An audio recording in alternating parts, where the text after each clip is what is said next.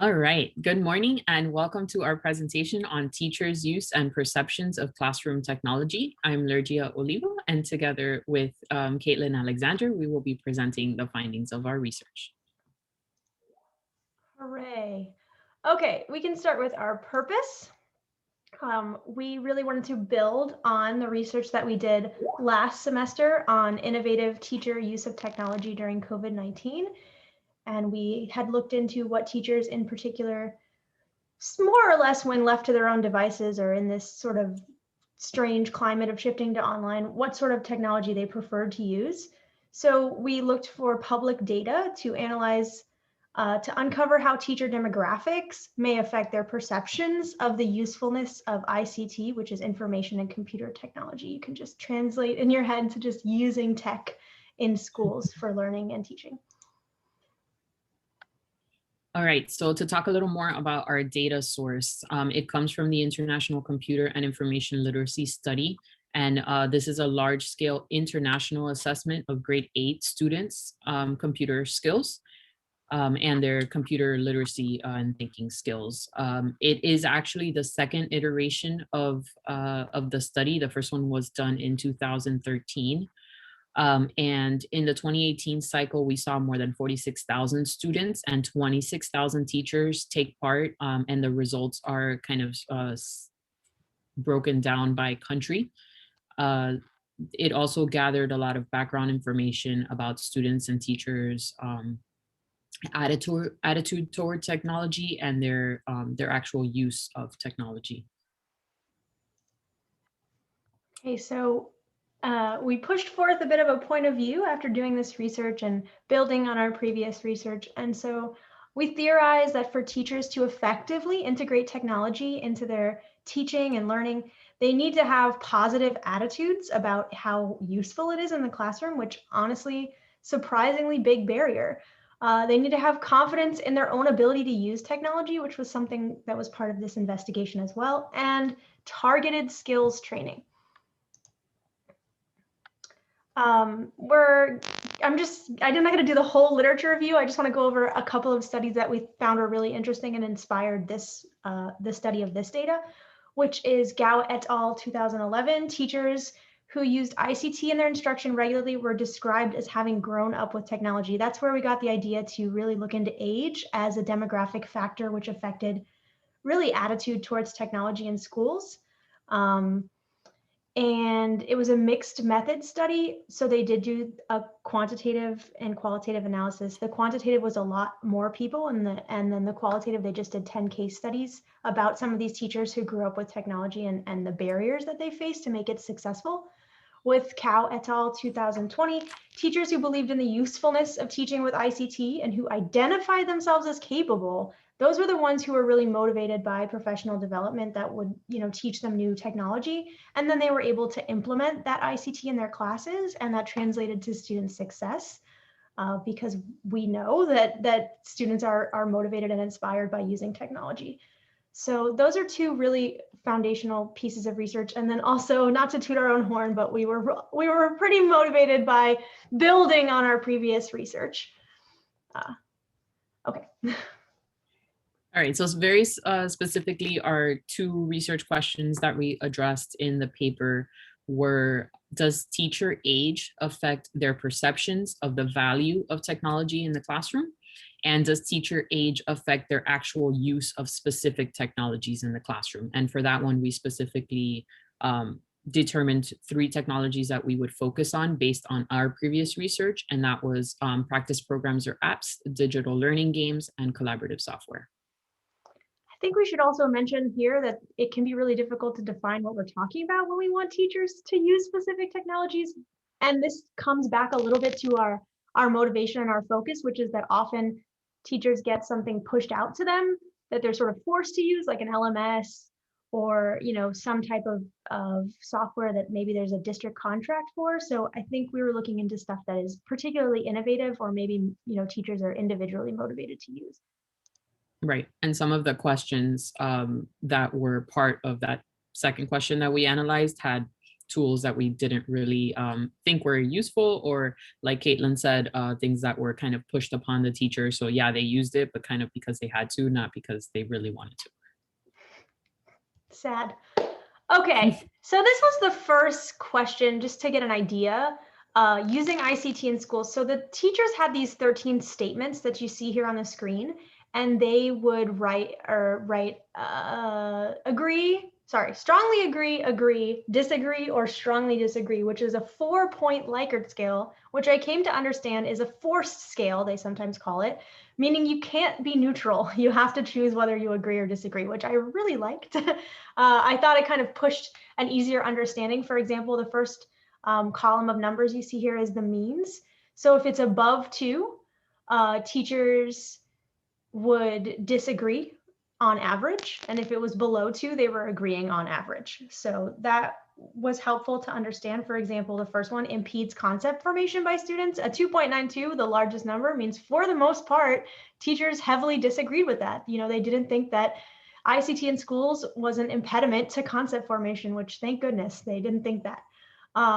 So that was an interesting one. And then let me see, I guess I'll move on to tell you a little bit more about it, but these were the ones that came up as significant when I ran a regression model. So these were the, let's see, 1, 2, 3, 4, 5, 6, 7 statements that were heavily connected to age when in responses.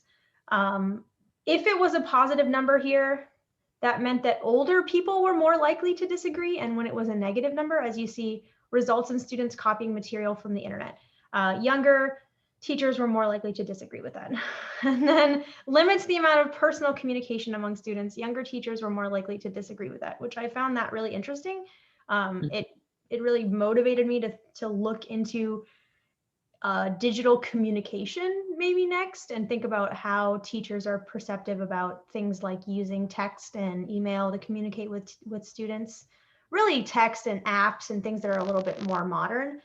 So I was really interested in that. And then, you know, it's surprising to see that older teachers were more likely to disagree that it impedes concept formation. I mean, whether that was what I expected to find or not, I think it's really interesting to think about these negative biases towards technology and where they come from.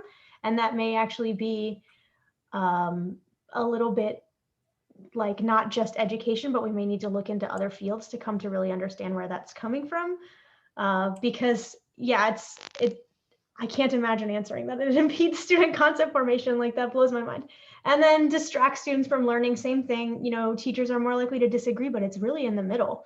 So that one was interesting. And then also, again, older teachers were more likely to disagree with that. The original data that we pulled from the ICILS was age groups. Lergia, do you remember what the groups are? Yeah, there was okay. 6 of them.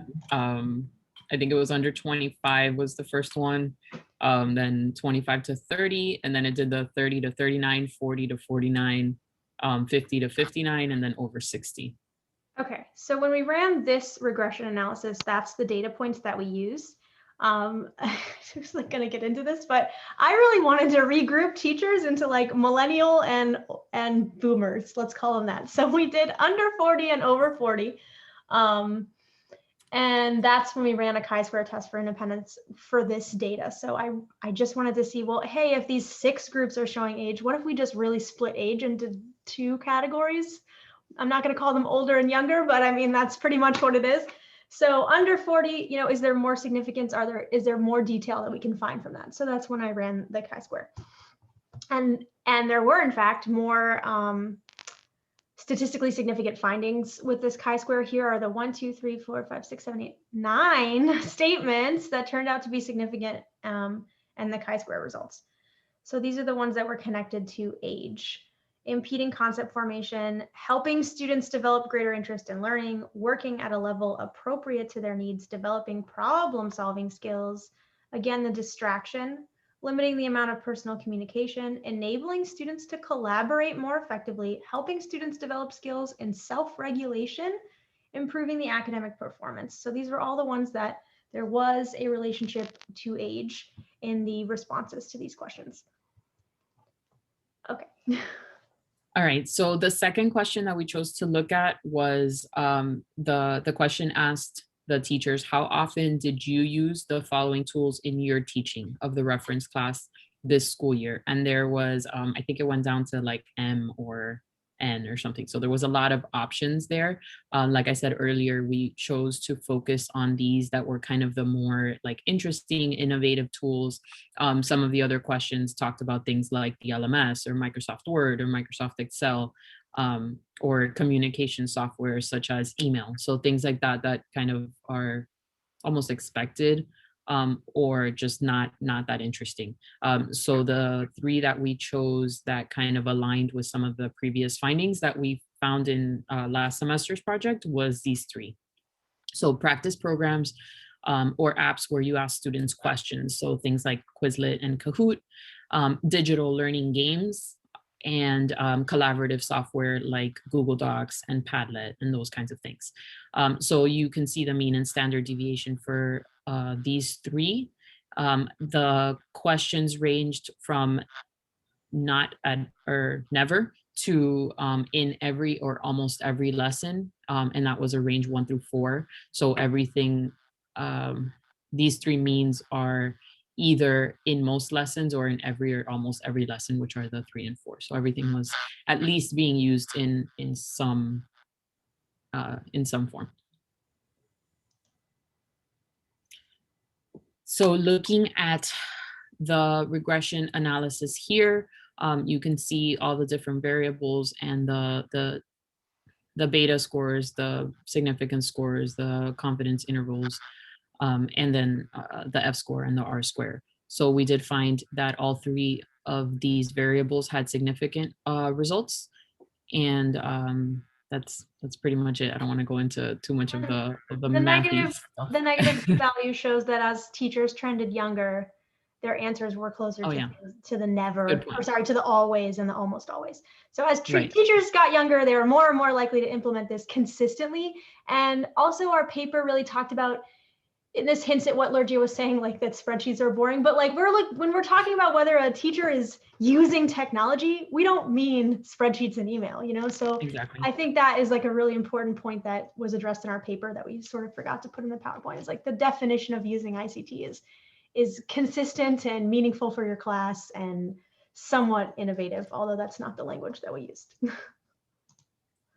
Right. And there was an inverse relationship that as the teacher's age decreased, the use of the technology increased. So that's why those numbers are negative there. And then lastly, after running the regression, we did another chi-square like Kaitlin mentioned, breaking up the teachers into under 40 and over 40. The test did confirm that there was significance there on all three of them. The chi-square results showed significance, all three of less than 0.001. And so in to speak in homework terms, we reject the null hypothesis and say that the tools is dependent on the age of the teacher. I want to say it makes me think about my professor one time saying, well, sometimes we have to do research on things that seem obvious, you know, just to pull the proof out there. But I think it's really worthy of discussion. You know, how can we make older teachers feel more confident with these tools, because these tools are really motivating for young teachers. So we don't, or for young students. We don't have the answer to that yet, but it's nice to say, hey, we know that older teachers need a different kind of professional development push. Right. Okay, Yeah, and so something else that's interesting too is looking further into that second question 13. I mean, it was just a lot of stuff to cover, and so we wanted to go with what was more pertinent. But there are certain other things there that might be a little bit useful. So we talked about maybe looking more into social media usage in the classroom, and that goes tying into what Kaitlin mentioned about communication, and how do we really want to communicate with these students. It may not necessarily be through email. It might be through things like Remind or things like Twitter. However, we best reach those students. And that goes along with communication software, which is another one of the points that there is data on. So there definitely is tons and tons of data through this survey that I think we can continue to kind of build upon and find things that are interesting and meaningful. Yeah, and that's not really my field, but I think games would also be a really interesting one to go deeper in and think about the implications for classroom practice. All right, well, thank you, Dr. Chang. Thank you, class. This has been really great. And I have to say, to be honest, it has made me feel much more confident in my ability to be a statistician. So thank you so much.